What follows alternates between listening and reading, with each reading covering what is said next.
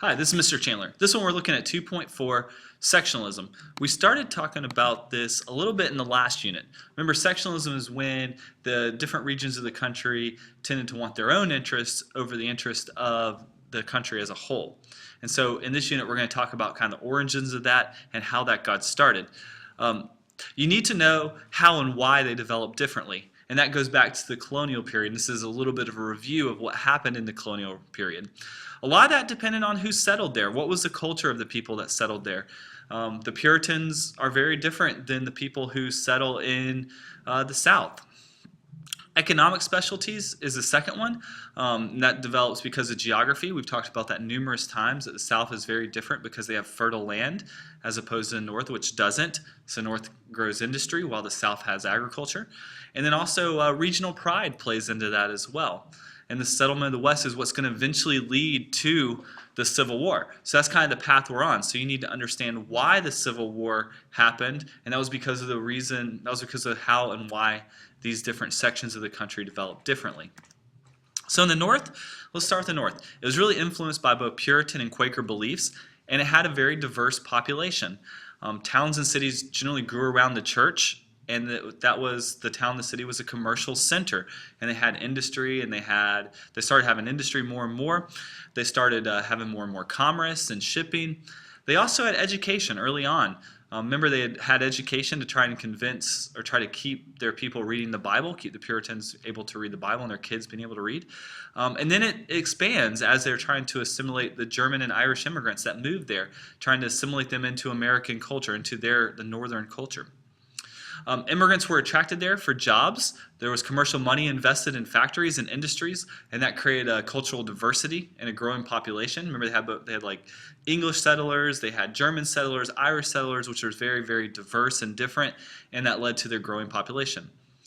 They had few slaves. Most in the North had been emancipated, and it had very little impact on the culture of the region. They cared very deeply about certain political issues, like we've talked about before. They cared very deeply about having high tariffs in order to protect their industries against industries in England. And they also believed strongly in the national bank to help finance that industry and help control the money supply. Moving on to the South.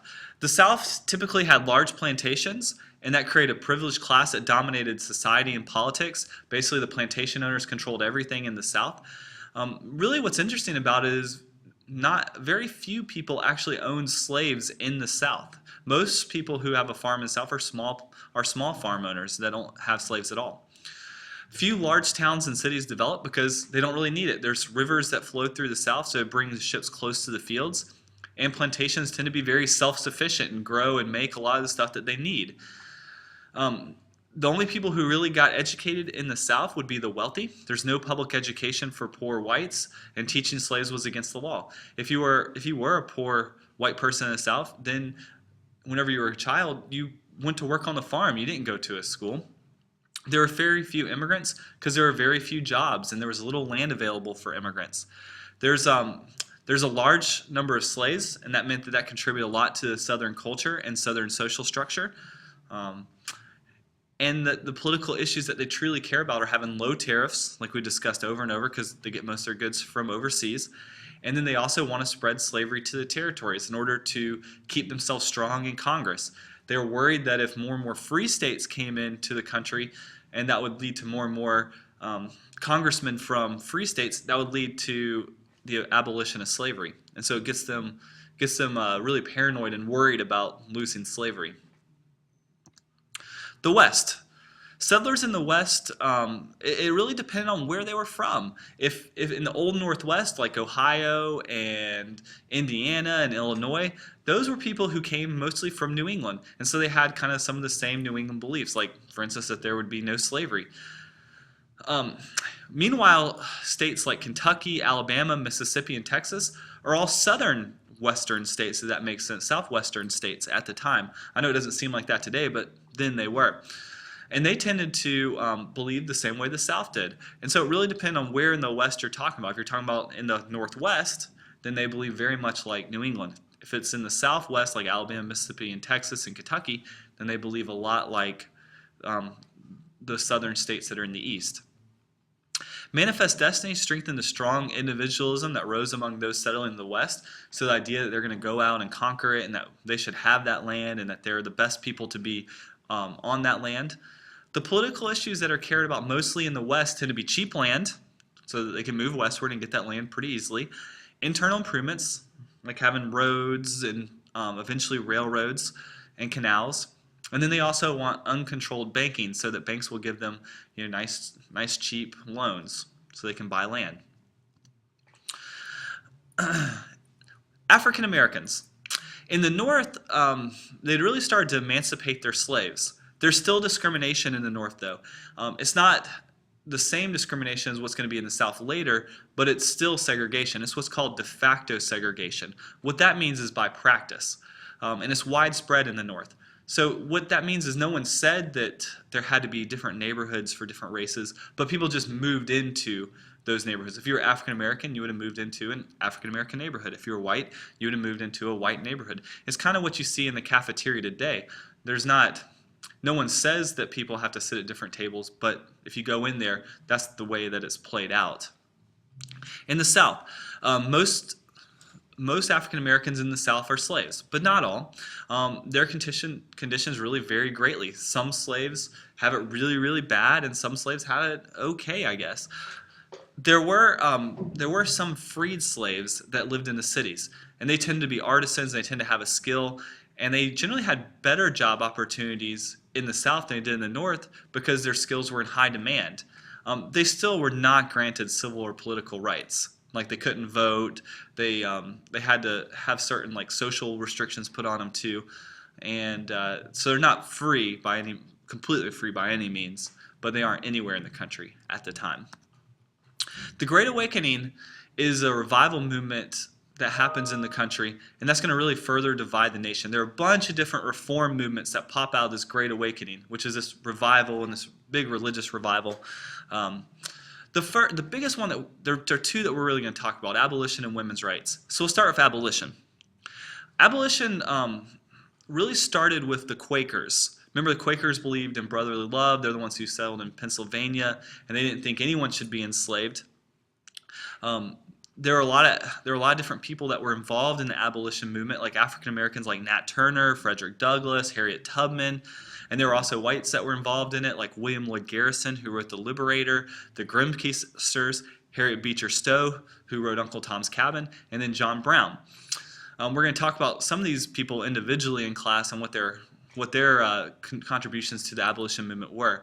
But some of them published newspapers, some organized anti-slavery conventions, some wrote books like Harriet Beecher Stowe, and then others helped slaves escape like Harriet Tubman.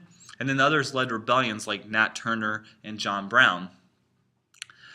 One of the things that happens, though, because of the abolition movement is that the South starts to freak out. And they try so hard to justify slavery even more because they're worried about the abolition movement spreading. They actually argue that slaves have it better off in the South than freed African Americans would in the North as industrial workers. And the reason they argue that is because they feel like they're guaranteed certain conditions in the South, that they're at least getting a place to live and food, while as industrial workers in the North, African Americans tend to be the last ones hired and the first ones fired, and they tend to really suffer economically.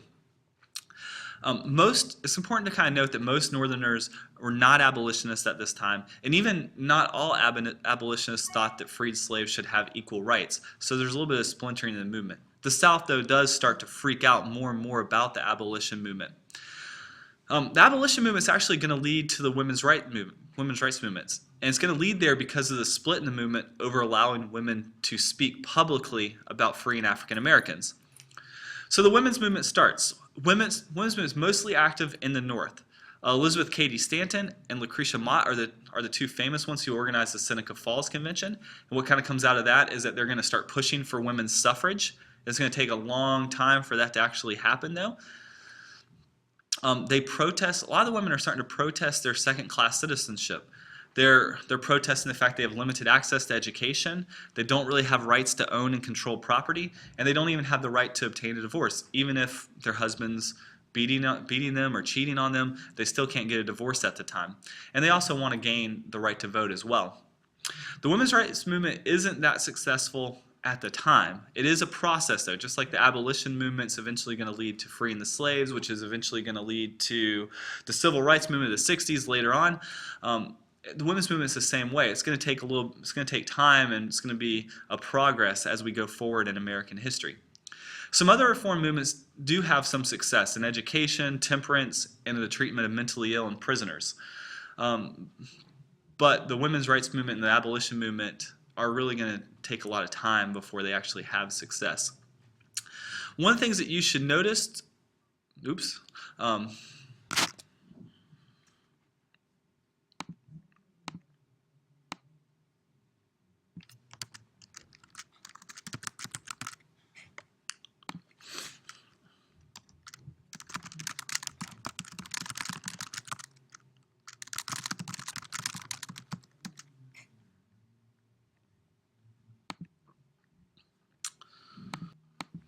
One of the things that you should notice is that we're basically on the path to the Civil War. And that's happening because we are moving westward.